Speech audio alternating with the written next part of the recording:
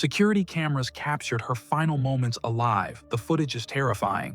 She's in a hotel elevator, pressing every button, hiding in the corner, peeking out, like someone is chasing her. Then she steps out and makes strange hand gestures to something or someone we can't see. The doors never close. She never leaves. She just stands there, talking to empty air. 3 weeks later, guests at the hotel complained about the water. It tasted strange. It smelled bad.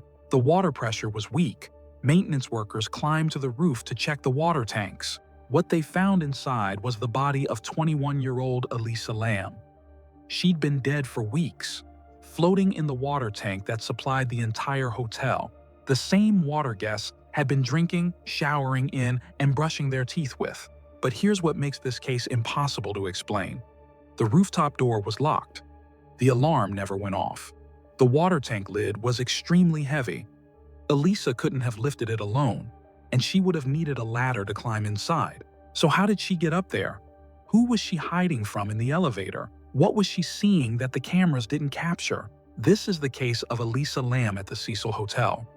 One of the most disturbing and unexplained deaths in modern history. A case that went viral worldwide. A case that still has no satisfactory answer. January 26, 2013. Elisa Lam checked into the Cecil Hotel in downtown Los Angeles. She was 21 years old, a student from Vancouver, Canada. She was traveling alone, exploring California during her winter break. The Cecil Hotel had a dark history. Serial killers had stayed there. Murders had happened there. Suicides were common. It was known as one of the most haunted hotels in America. Elisa checked into a shared hostel room. She seemed happy, excited. She was posting regularly on her blog and social media. Everything seemed normal until January 31st. That's when she vanished. January 31st, 2013. Elisa's parents expected a daily phone call. She always called, every single day. But that day, silence. They tried calling her, no answer. They tried again and again, nothing. The next day, still nothing. Her parents immediately knew something was wrong. Elisa had bipolar disorder, but she was medicated and stable. She wouldn't just disappear without telling anyone. Her parents contacted the Los Angeles Police Department. Police went to the Cecil Hotel. They searched her room. All her belongings were still there. Her laptop, her phone, her luggage, everything except Elisa. Police interviewed hotel staff and guests. No one had seen her since January 31st. It was like she'd simply vanished into thin air. Police searched the entire hotel, all 600 rooms, the basement, the rooftop, every hallway, every stairwell. They found nothing. They brought in search dogs.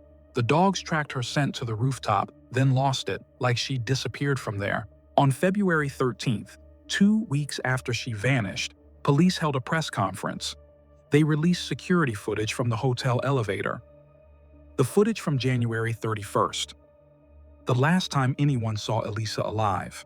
The video went viral immediately. Millions of people watched it, and what they saw was deeply disturbing.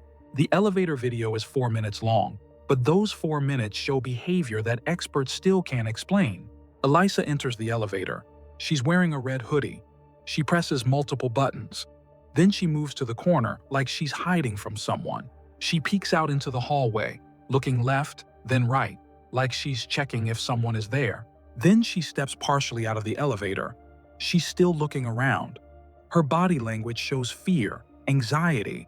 She's clearly worried about something or someone. Here's where it gets strange. The elevator doors never close. Normally, elevator doors close after a few seconds, but these doors stay open for the entire video. Over 4 minutes. Like the elevator is malfunctioning. Elisa steps back into the elevator, then out again. She makes strange hand gestures, waving her arms in unusual patterns, counting on her fingers, pressing her hands together. Some people say she looks like she's having a psychotic episode. Others say she looks like she's talking to someone we can't see. Paranormal investigators say she looks like she's trying to ward off a spirit. Then, the strangest part. She stands outside the elevator, completely still. Her arms are at her sides. She's not looking around anymore. She just stands there, motionless. The elevator doors finally close, and Elisa Lam is never seen alive again. February 19th, 2013. 3 weeks after Elisa disappeared. Guests at the Cecil Hotel started complaining about the water. The water coming from the taps was black. It smelled terrible. Some guests said it tasted sweet. Others said it had a strange metallic taste. The water pressure was weak. Showers were barely functioning. People were getting sick. Some guests developed rashes. Hotel maintenance workers went to the roof to check the 4 large water tanks that supplied the hotel. Each tank was about 8 feet tall and 4 feet in diameter. They were covered with heavy lids. One worker climbed the ladder to look inside the first tank. The lid was partially open. He shined his flashlight inside. He saw something floating. At first, he thought it was a bag or clothing. Then he realized what he was looking at: a human body, face down, floating in the water. It was Elisa Lam. She'd been in the water tank for 19 days, decomposing, while hundreds of hotel guests unknowingly drank, bathed in, and cooked with that water. Police removed her body. The autopsy would later reveal no signs of physical trauma, no evidence of assault, no drugs or alcohol in her system except her prescribed medication. The coroner ruled her death accidental drowning, but that ruling left more questions than answers. The official explanation is that Elisa had a manic episode, went to the roof, climbed into the water tank, and accidentally drowned. Case closed. But this explanation doesn't account for the physical impossibilities. Question 1. How did she access the roof? The rooftop door was locked and alarmed. If she opened it, an alarm would sound at the front desk, but no alarm ever went off. Hotel staff insist the door was locked. Question 2. How did she open the water tank? The lid weighed about 20 pounds and was extremely heavy. Elisa was small, about 5'4" and 115 pounds. Could she have lifted it alone? Some say yes, others say it's unlikely. Question 3. How did she get inside? The water tank was 8 feet tall. She would have needed a ladder. There was no ladder on the roof. Did she bring one? If so, where did it go? Question 4. Why would she climb inside?